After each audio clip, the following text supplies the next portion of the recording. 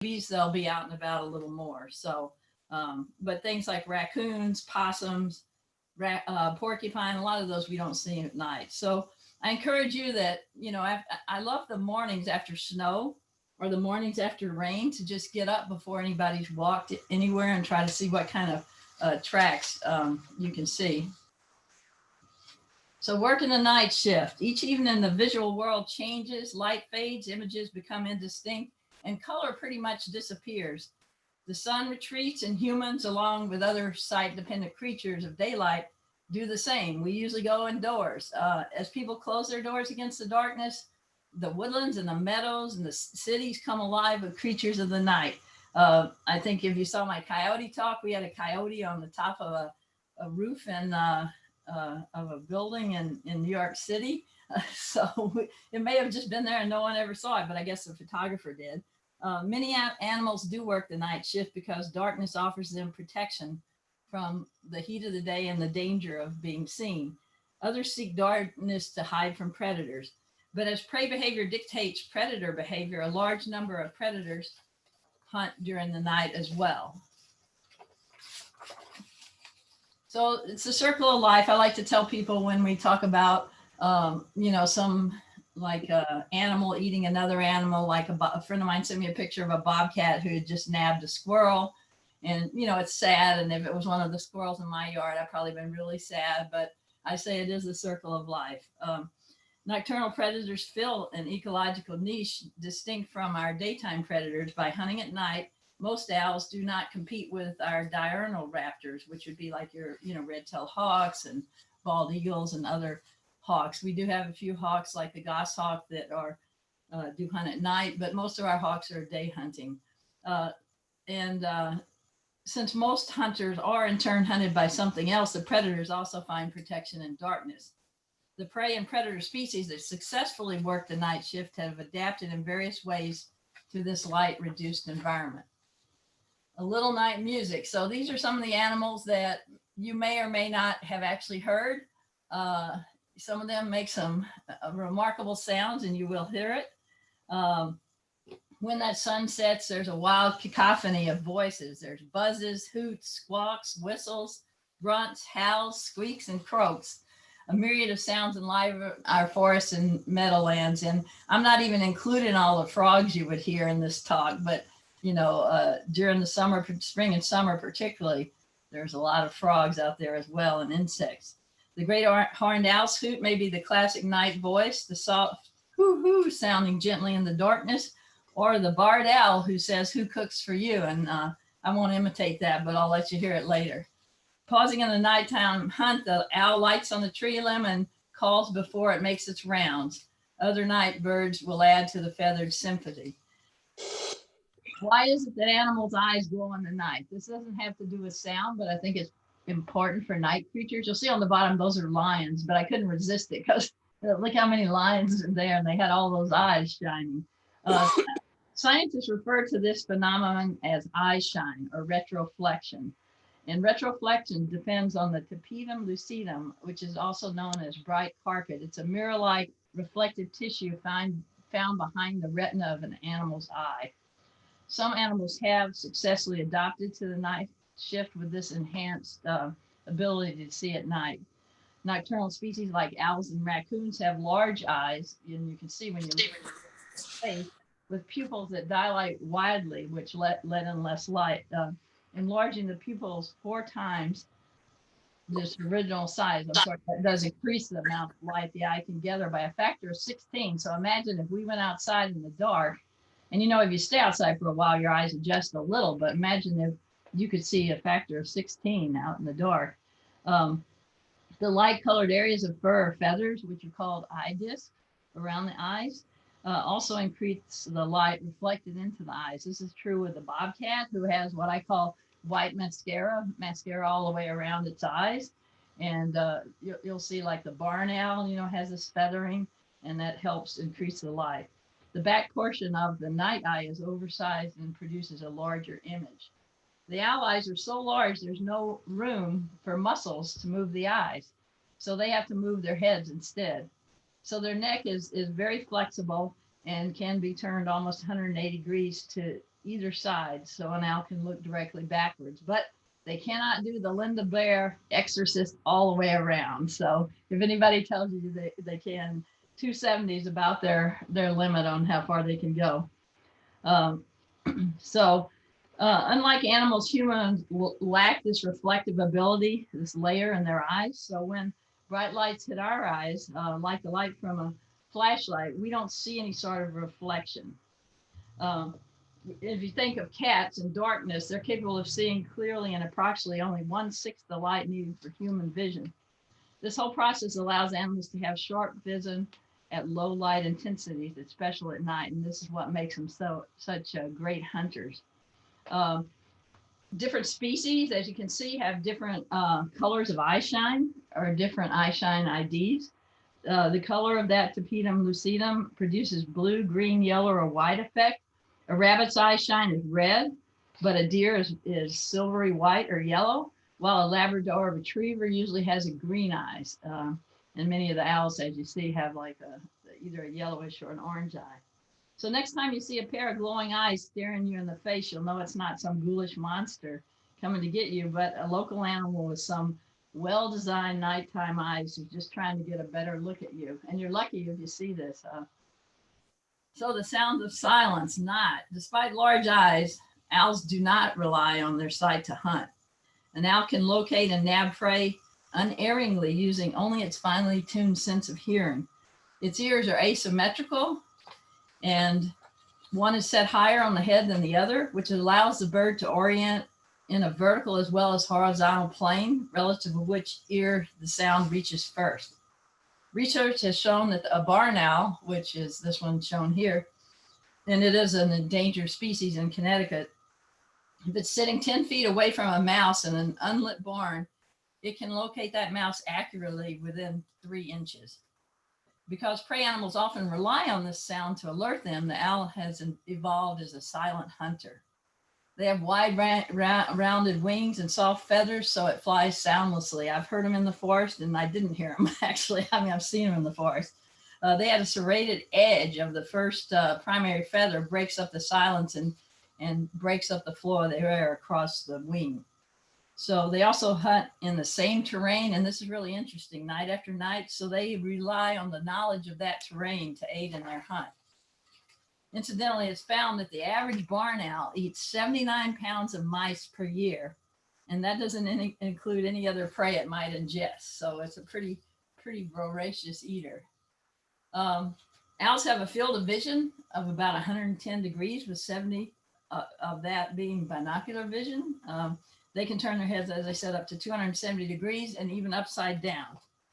I guess some parents would like to be able to turn their head a lot of degrees, but anyway, they also have 3 eyelids and this function protects their eyes. The upper one is for blinking, the lower one for sleeping.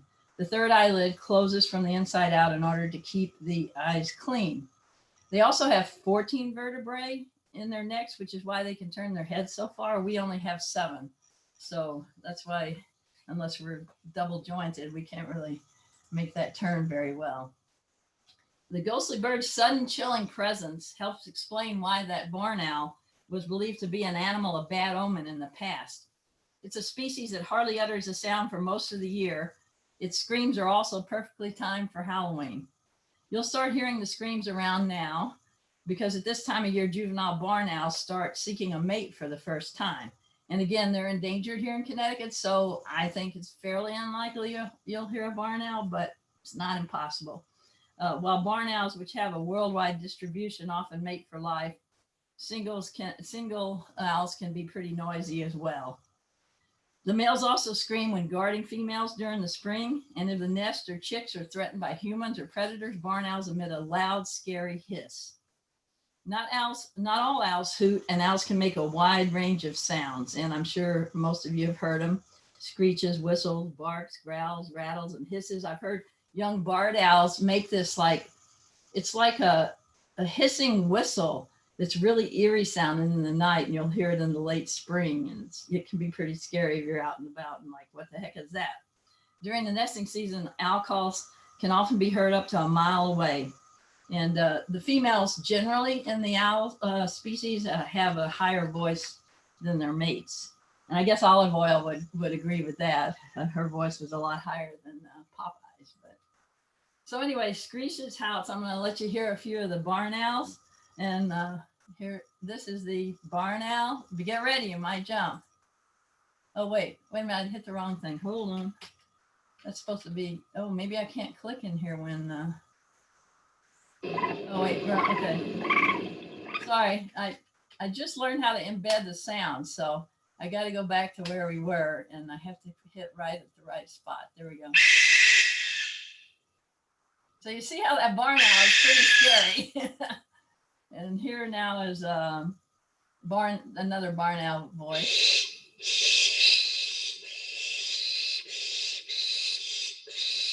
If you heard that in a cemetery, it'd be pretty scary. Now here's a barred owl. This is really probably the most recognizable one here in Connecticut. Oh, did it again. Sorry. Please bear with me. Oh no. I'm going the wrong way. I haven't done the sounds before, so this is what's happening. Hold on. I have to hit the arrow exactly right. So, all right.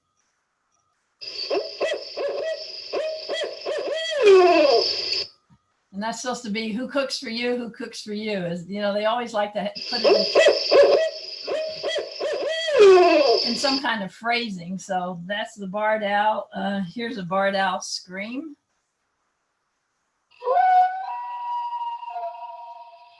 And so you might even confuse that with like a coyote or something. Here's a great horned pair answering each other.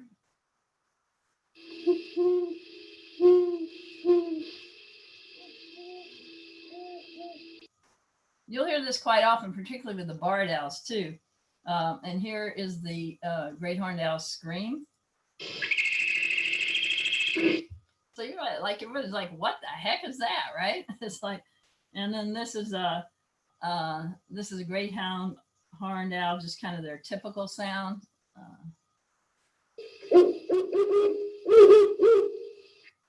And they're in the deep, dark recesses of the woods, so you may or may not have heard them. Here's a great horned owl, which we call GHO. It's not the golf tournament, Connecticut, folks, but here's its squawks. Hold on.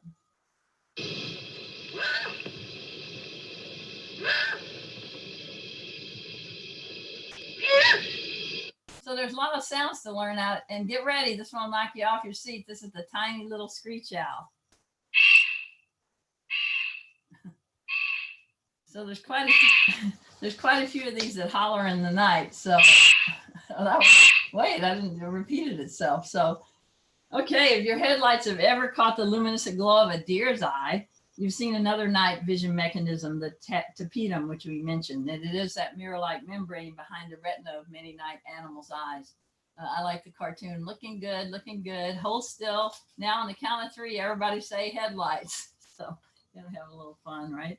But anyway, this produces that eye shine. That light does again pass the retina without being absorbed, and it's reflected back through this tapetum, increasing the light received by the retina. So very, very helpful for prey and predator. So here we have, okay, so you're going to be surprised at what some of these deer sound like if you don't hunt. This is a buck's grunt.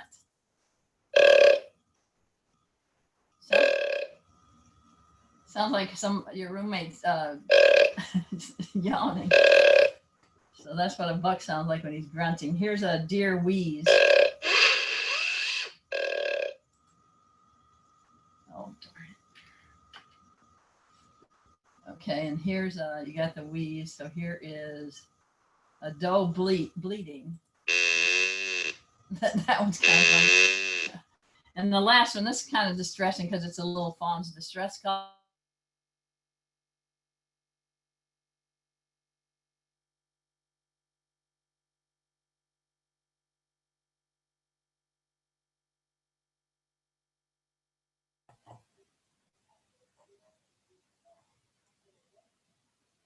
Everyone got muted.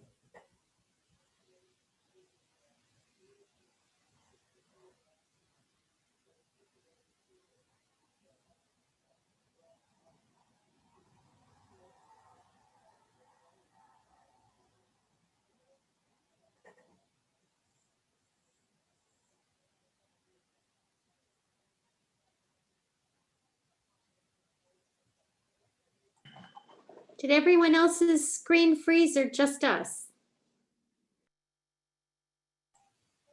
Yes, mine did. Okay, did y'all lose me for a second or no? Yes. Yes, we did. Yes. Did you hear the deer sounds It stopped at the baby.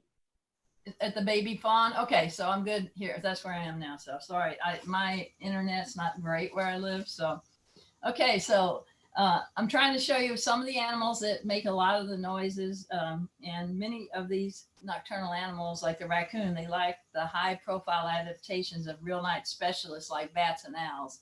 They call on their collective senses. They use sight, smell, and hearing to make nighttime living work for them. Some of these mammals are familiar to people while others are rarely seen. The banded masked raccoon is a well-known nocturnal hunter. If you have garbage out or if you have birdseed, you've probably seen a lot of them. I have no picture. Yeah, no picture. No picture.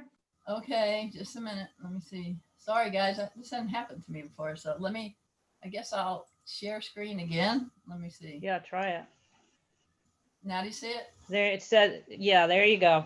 Okay, all right. All right, let me know if something goes wrong. I don't know what, I got ghosts in my house, so who knows? It's like, anyway, the raccoon not only has excellent hearing, and as is typical of many of these nocturnal animals, it's keen to strange noises. It has excellent night vision, although it is colorblind. Its tactile sense of feeling sets it apart from other carnivores, however. The forepaws, if you've probably seen them use those, have an exceptional sense of touch. And they use this to identify food items more than the other senses. They have highly developed nerves in their forepaws, and that gives them this tactile sense. Even though they're oftentimes seen at day like other nocturnal animals, still do most of their food gathering and hunting at night.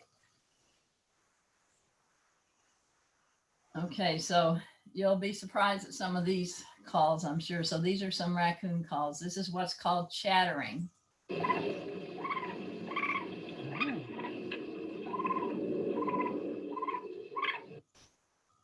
And this is called squall.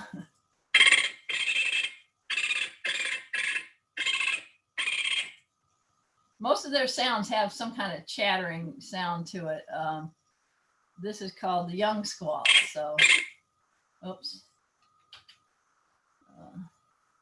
All right, guys, I'm sorry. You have to bear with me. It's my first time to get these embedded sounds, so.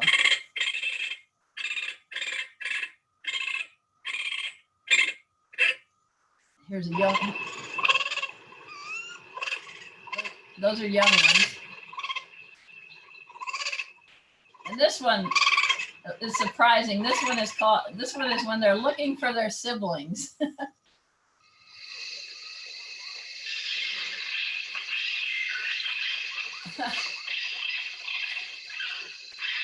Quite the racket there. So this is a picture I got this winter. In the wintertime, in the daytime, I'll put out a little seed on a stone. And then at nighttime, these other animals come by and take, pick what the birds didn't take. But I twice got photos of a raccoon and a fox, and also a raccoon and a bear. And they don't really pay much attention to each other because the fox knows that the raccoon has really sharp claws and teeth and would be probably a formidable opponent. And a lot of predators don't like to get hurt, so they choose their prey a lot. I saw this fox running off my deck and leaping to the side of the raccoon just to annoy it. It clearly wasn't trying to hunt it, but it really made for an interesting picture. I had my camera on a tripod and I was shooting through a window, so I was lucky to even get a lot. I have a camera, a motion camera outside, so that helped me get this shot. But it taught me a lot about animal behavior, and it was interesting to see. I'm just putting this up here because raccoons do act as a vector or reservoir for rabies in the U.S. You can see these are some stats in Connecticut from January 1st to July 31st in 2019. And if you see, there are very few bats that were reported to have had rabies. Very few bobcats. Bobcats generally only contract rabies if they kill something that has rabies. We did have one dog, one fox, and you can see the raccoon numbers were 14 and one woodchuck. So that's quite quite striking. In fact, the majority of rabies cases in the U.S. are in wildlife, with raccoons predominating. 90% of all rabies cases in the U.S. Occur in wildlife. During 2000, raccoon babies made up 41% of wildlife cases diagnosed, with skunks, bats, and foxes making up the balance. So sly, screamy foxes. I really love fox. I was able to watch a lot of them this winter. We had milder winters, and smaller animals can get around better, even like a bobcat when there's not as much snow. So I think the small animals were ranging a little wider than they might otherwise. Though they can be found hunting day or night, it's under cover of darkness where they're really lethal. They have well-developed sense of sight, hearing, touch, and smell. So all their senses are really heightened, and they use all of them to hunt. They can turn their ears, helping them locate prey by sound. So that's another asset. Like many other predators, foxes have binocular vision. Both eyes face forward. Because each eye sees the same scene slightly differently, it allows this brain to calculate the distance of where the prey is. Their ears are really sensitive to low frequencies, and they can actually hear animals burrowing underground. You can look on YouTube and you can see a fox just kind of walking along, then all of a sudden you can see it jump up and hit something in the ground and pull it out. So they're very good. In Connecticut, we also have the red fox and the gray fox. On the upper right is the gray fox. It's the only fox in North America that can climb trees. Foxes are great hunters, as I said, and they can use that sense of sound to hear something digging from over 150 feet away. So some people, I guess, would like to have that good hearing. So the red fox is, I like their Latin name, it's pretty easy. It's Vulpes vulpes, which is Vulpes, Vulpes. And it has a call like Jack the Ripper is roaming the streets. The screams of this wild city dread can sound disturbingly human. The fox sound is often in Connecticut and probably elsewhere. If you Google screams in the night, you'll get all these YouTube videos with no animal in sight saying, "Oh," and they'll say, "That's the Fisher cat." No, it's not a cat. It's a fisher. It's in the weasel family. And everybody says that any scary scream is a fisher. Well, I'm here to tell you the fisher hardly makes any noise. The only time the fisher really makes any noise is probably when it's chomping down on porcupine, or, it's cornered. So it doesn't do that scream. It's usually the fox, which you'll hear. The fox has many, many voices. There have been times where people have called the police because they thought somebody was being attacked, and it turned out to be a red fox. This was 2 foxes I got this winter. It was again through my window in the darkness, so I was happy to get that.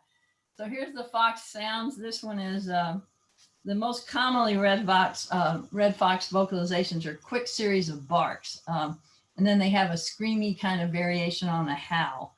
And they're really higher pitched than dog vocalizations. Mostly they say because they're smaller, so their vocal cords are smaller. So here's a baby fox. This is a distress call.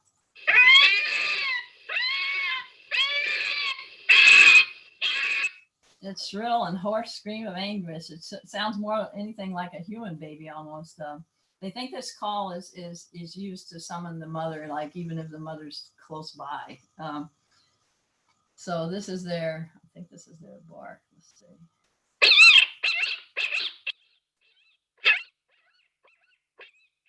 Okay, that's the baby, and the other one was the mother calling. Sorry, I had them reversed.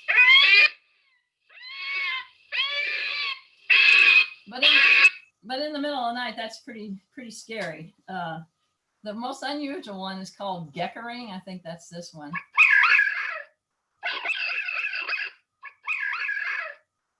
It's heard among the adults during aggressive encounters, and there's a lot. Red fox are very territorial with their own species, and then when the young kits are playing, they'll do this little noise.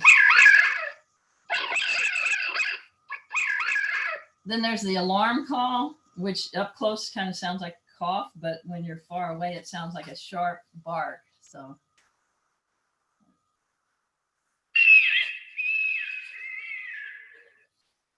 So those are foxes. So I'm sure some of y'all have heard those calls at night. So blood curdling coyotes. This puts people's hair on edge more than anything here in Connecticut. I'm sure when you hear coyotes yelping or whatever. And generally speaking, they don't necessarily travel in packs. They're more a loner.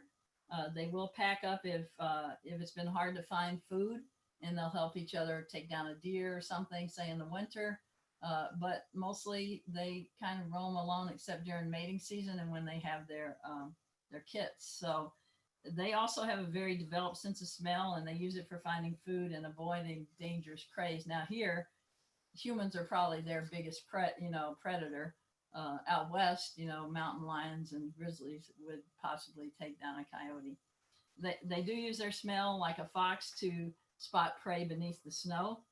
They have many variety of vocalizations to communicate with each other. They howl, they yelp, they have high pitched cries. They're the best known, but they can also bark, growl, wail, and squeal.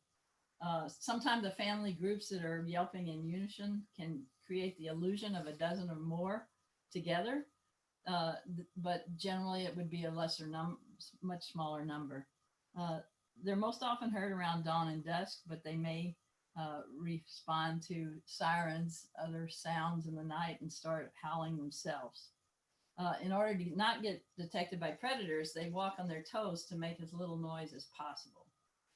And it is said that a coyote can detect hunters coming from a mile away or even more, and they can run up to 35 miles per hour. Now, I understand hunting and the need for it when populations get so high, but in our civilized state of Connecticut, I guess people can shoot a coyote anytime because it is a nuisance animal. And, to me, it should only be able to be shot if it just took out all your hens or something, but they didn't ask my opinion. So here's some of the coyotes' noises you can hear. So the first is like a coyote talk. And then some yips.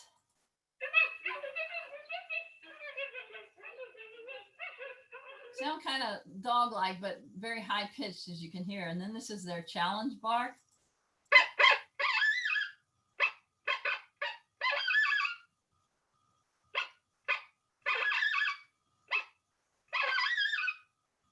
And this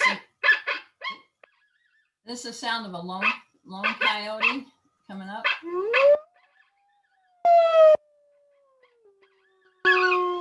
That's the one that really scares people. And then here's coyote pups practicing their howling.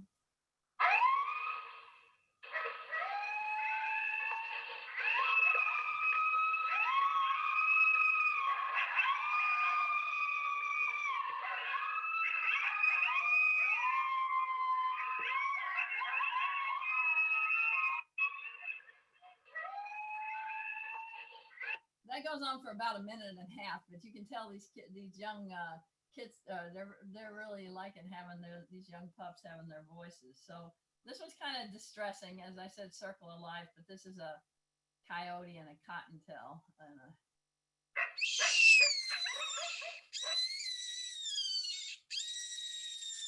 So pretty bad, but circle of life. So what about us? So the porcupine, which we have here, my friends in Texas don't have it. They have the hedgehogs over in Scotland, which I got to see driving on a road in the middle of the night, and I had to hurry it off the road because they're very tiny. And the skunk, which I don't see a lot where I live in Barkhamsted because I think they must get eaten, but I see porcupines a lot. Though equipped with their own unique defenses, both the skunk and the porcupine prefer nighttime for foraging.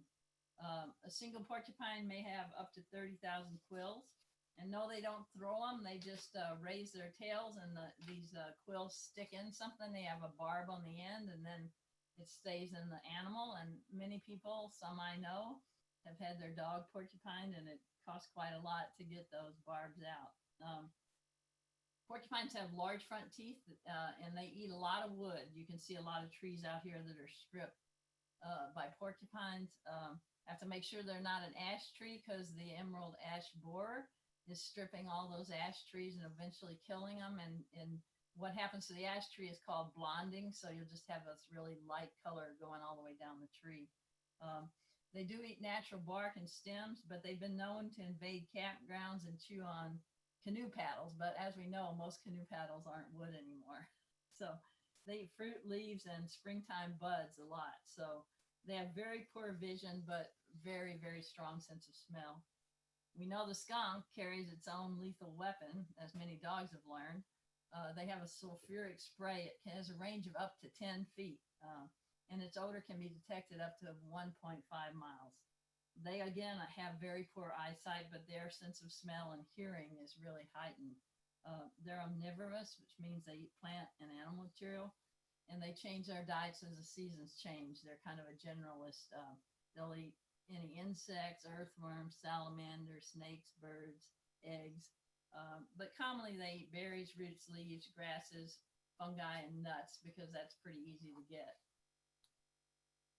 And here's the possum. We love possums now. I know a lot of people don't like possum, but possum eat a lot of ticks. They eat like around 5,000 ticks a month. I don't know how people count that, but that's what I'm told. They're our only marsupial in North America. They wake up at twilight and start looking for fruit, roots, insects, small mammals, anything they can find. They have very few defenses, but beyond its habit of playing dead when threatened. So they get a protective advantage from the dark. It also gains a survival advantage from a high reproductive rate. And it has the greatest number of teeth of any North American mammal. So you can see that pretty ferocious looking teeth. I put this on because I love the babies on the back. But again, this is one caution to people to not leave out food and stuff because, you can bring animals and, they can get rabies. So we need to all learn to coexist with these animals. So bats everywhere. I'm seeing in my motion cameras, I'm seeing a lot of bats lately, which is good.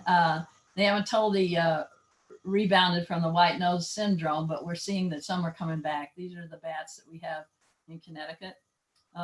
And thanks to Bram Stoker and his novel Dracula and other literature that demonizes bats, our impressions of this mammal are mostly that it is creepy and is looking to bite you and give you rabies. This is pretty far from the truth.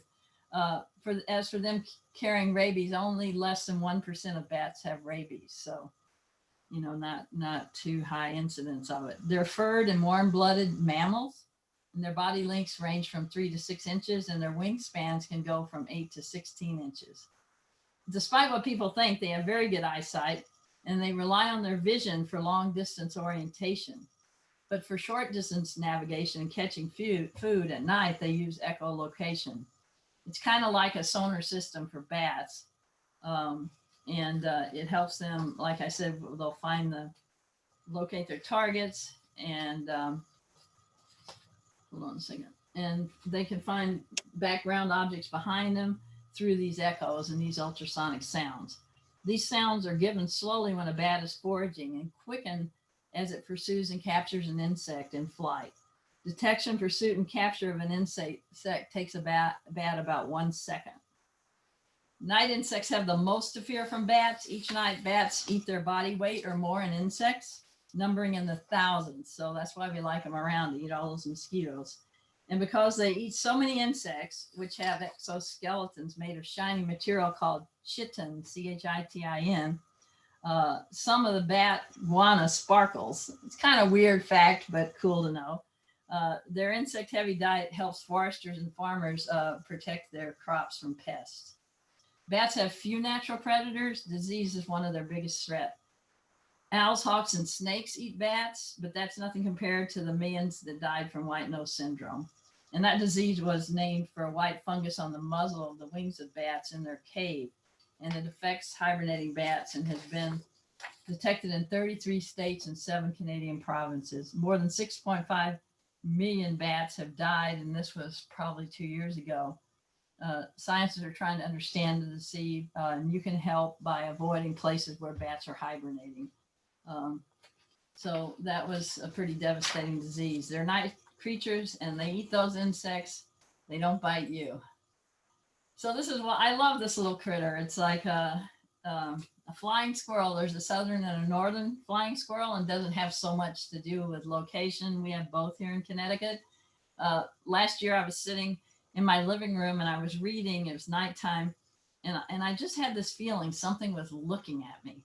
And out of my old 1760 fireplace had come a flying squirrel, and it was sitting up on a file cabinet just staring at me. I'm like, what am I going to do with you? So I got it and got it back outside. But anyway, they're our only flying mammal. And the flying squirrel doesn't really flap its wings and fly. It can glide, but only for short distances.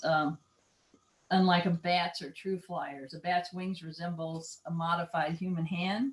If you imagine the skin between your fingers are larger, thinner and stretched, that's what the flexible membrane that a bat used to fly, and makes them very agile flyers.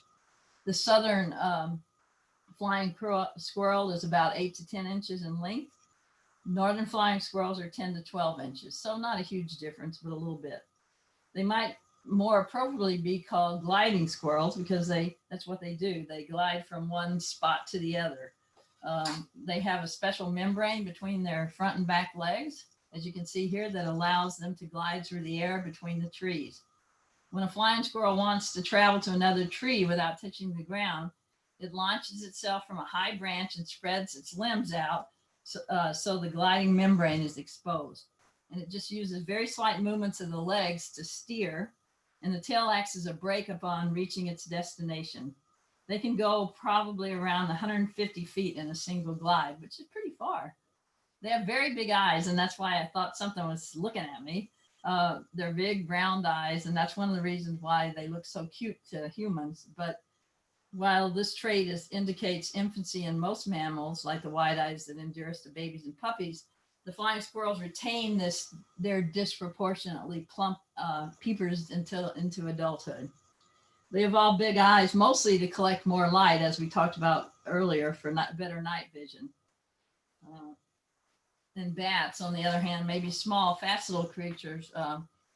How fast a bat flies depends on the species, but some can reach over 100 miles per hour, which is pretty inspiring. And also bats, I wanted to mention, since we're talking about flying things, there's about 80 medicines come from plants that rely on bats for their survival. So that's interesting. Another good thing to know about bats.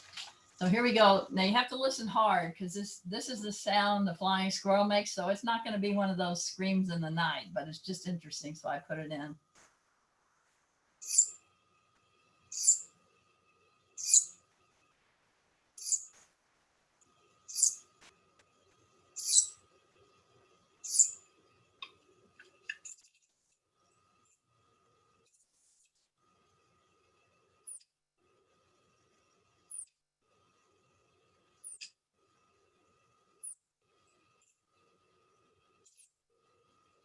Quite different from its pesky little cousin, the red squirrel. If any of you have a red squirrel, you know how they like even warn hikers when they're coming into their territory. But the flying squirrel's a pretty quiet little critter.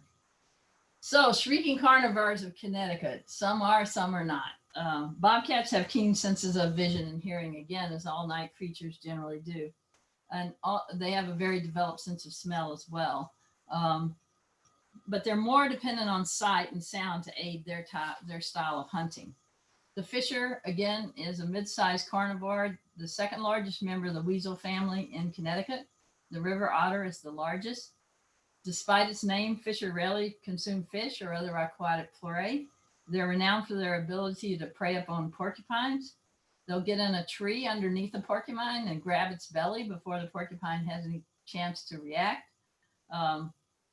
They're unique among forest carnivores in that they are well adapted to forage effectively on the forest canopy. So they eat little critters that are up above, and they don't even have to go down on the ground. They are opportunistic, and their diet's very diverse. They'll eat You small. have a picture? Oh yeah, you don't have a picture now? We lost a picture again? We have, no, we still have the original first picture. Do you have the bobcat? You Yes. have- oh, okay. I haven't changed it. I'm going to change it in a minute. There is evidence of they do eat squirrels, chipmunks, mice are thought to be dominant prey sources for fisher. But they have been known to prey on sick white-tailed deer in the winter. So there's a picture of the length of it. They're often mistaken. We have a small population of fisher in Connecticut. Our largest population are in northeastern Connecticut, not here in northwestern, where most of the animals are in the northwest. But so I'm going to let you hear the fish. This is all bobcat. The fisher I couldn't even get a thing on because, like I said, unless it's hemmed in or it's not very noisy. But these are bobcats, so they can wail in distress. They growl. They sound a lot like your kitty. And a lot of times people think it, blame it on something else. But the bobcats are stealth cats, so they don't make a lot of noise unless they have to. They make noise in mating season. They make noise sometime to intimidate, but most of the time they're pretty quiet, even though they do have quite the vocalizations. So you may have heard that at night. This is wait a minute, this thing keeps popping up. This is a cry. This is a growl.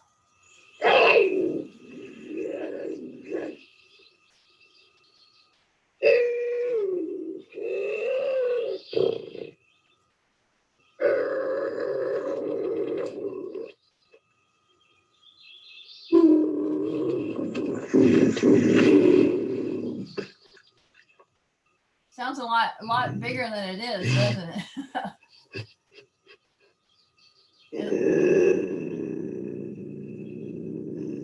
And a lot of animals huff too. So you can see, like, you hear strange things in the night. So even the bobcat makes strange sounds. So here's another.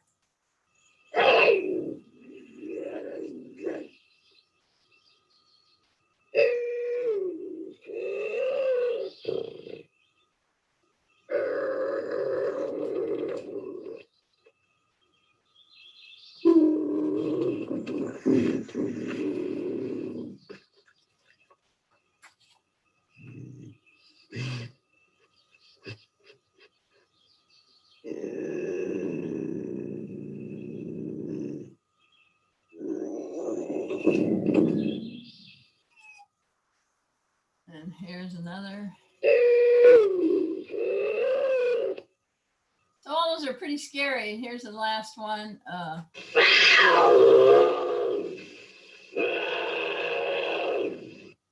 If any of you were at my bobcat lecture, we have been doing, we've been trapping bobcat and putting collars on them, and they're collars that drop after 3 months. And we collared just over 105 and had to stop during COVID, of course. And we're trying to get a sense of the populations, their movements, their breeding.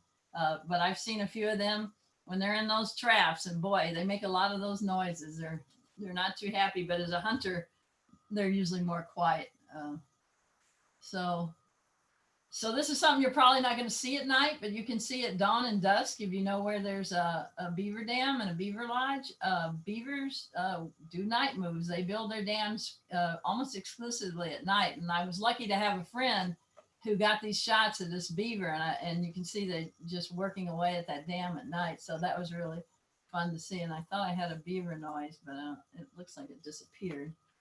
Well, actually, it was just a joke because it was just him slapping his tail. Oh, there it is. Here we go. Listen up. Here we go.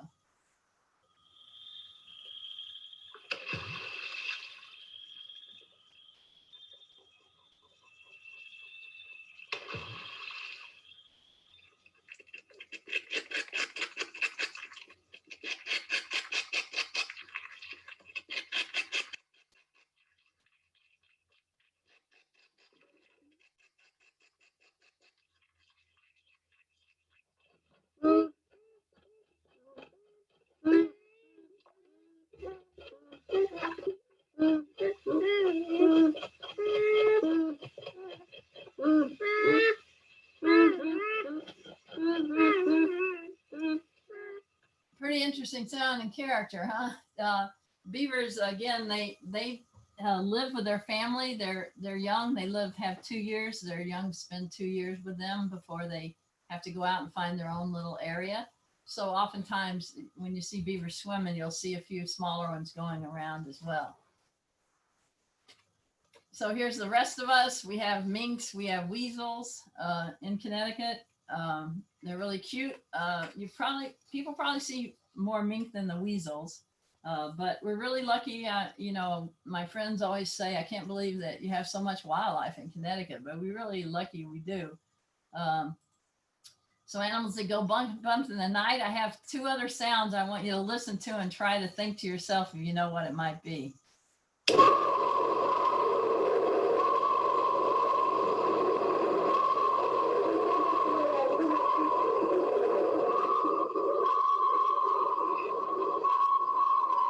One more the same. Hold on.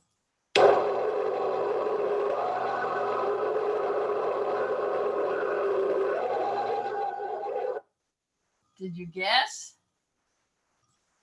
Sasquatch. That's the other thing.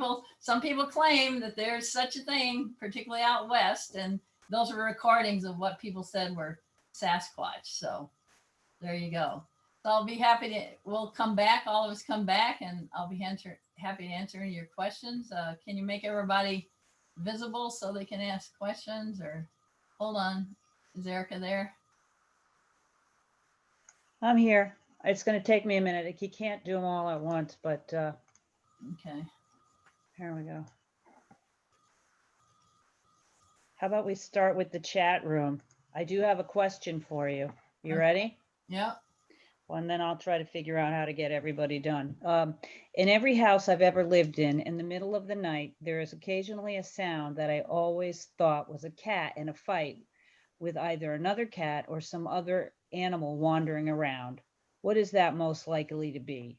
Most likely that is a bobcat mating, but if it sounds like a cat, because when the fox mate, it doesn't sound like a cat, but so, you know, likely the bobcat are very vocal when they're mating, so I would guess that's what they are. And our bobcat now are what we call ex-urban, which means they are quite a bit in urban areas. And so, you know, even if you live in the city, there could possibly be a bobcat around. All they need is some tall brush area to be around, and they like to be around some marshy areas and water, and Connecticut has most of that everywhere. So can we unmute the people? So if they Yeah, I'm trying. I'm sorry. unmute Ask to all. unmute. Ask to unmute. I just hit unmute all. Yeah, I don't have that ability right now. Now I think Well, now This is yes. this is Ro- Thank you. I'm unmuted. here. Thank you all. I don't see you, but okay. This is Roxanne Whitaker. I'd like to ask a question. Okay. So one night in the middle of the night, we heard this kind of low growl, and then lots of thumping and ruckus, but nothing from whatever might have been prey. We went out the next morning to find the front corner of the house from about, I don't know, 18 inches or so down, covered with blood, and like a 10-foot section. There was tons of blood in that area, and then none after that. So clearly something had been hunted and carted away. There was no fur, there was no nothing, just lots of blood. So if a coyote or a bobcat killed a rabbit or something and got it the right way, could that be that kind of kill in front, or do they thrash them? No, the bobcat are called spitfires of the wildlife universe. So their teeth are separated just perfectly so that they can get on the back of a vertebrae of an animal. And as soon as they lock in, they take their claws and reach around the neck and just like slash the throat to pieces. So then the animal's totally disabled. And they generally, you know, because they're not that big of an animal, depending on what they caught, they don't always eat everything, and they'll take it away and cache it somewhere. you know. Okay. So that to me sounds like a coyote wouldn't drag their prey very far. You know, they just eat what they wanted and then go. So I'm pretty sure that was probably a bobcat. Oh, that's good to know. All right. We have seen them on our property, so that makes, And don't worry, they're not going to come and thrash you. They're very secretive and they really want nothing to do with people. The only attacks we've had from a bobcat, and that's been only one in a long time, but it had rabies, which we suspected it had gotten a hold of, you know, some smaller animal that had rabies, and that's how it contracted it. So, great. Thank you. yes. I don't want anybody to have nightmares tonight after all those howls and screeches, but I just wanted to clear up. Like I said, everybody always like it was really funny. Like I said, if you Google screams in the night, there's like about 100 videos on YouTube that all say it's Fisher, and they never show you an animal, and they're all just saying it. And none of these people are wildlife biologists or anything. They're just assuming that's a Fisher, but just like people assume it's a Fisher cat, but it isn't. We're never sure how that ever occurred that people call it that, but it's just Fisher. So anyway. All right. Well, thank you all. Everybody. Thank you. Well, Any more questions? I have one question. okay. What's that? We have outside our bedroom window is a huge old maple tree, and we do hear a horned owl in there occasionally, not all, just now. Then we heard it in the spring, we didn't hear it in the summer. And then it looks like somebody, or sounds as if somewhere downhill in the woods, it was getting an answer. Is that the usual pattern, that they talk to each other at Yes. a distance? Yeah, they do echo. The owls, all the owls kind of like, it's like a mating sort of, it's not just mating season, but there'll be a family of owls once they've had them, and they'll be staying in a certain area, and they'll all call and the others will answer. And then all of a sudden you'll hear it moved a little. So they flew to another, you know, area, and but they kind of stay in one area where you might hear them very faintly far off. You know what I mean? So they're just kind of staying in their little territory and answering back and forth to each other where they are. So that's a typical owl behavior. Okay, thank you. Mhm.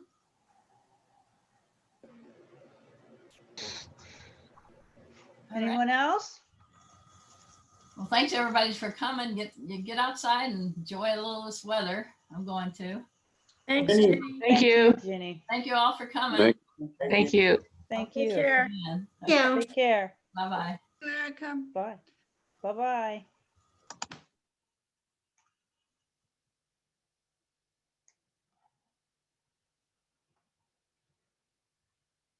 Right. Hey, Okay, Delora. Jenny, I'll see you soon. Send me that address, Okay, doke. Okay. All name right. and address. Okie doke. All All right. right. Thank you so Yeah. much. You take care of yourself. Okay, bye-bye. See you everybody. Bye. Well, bye-bye. Oops.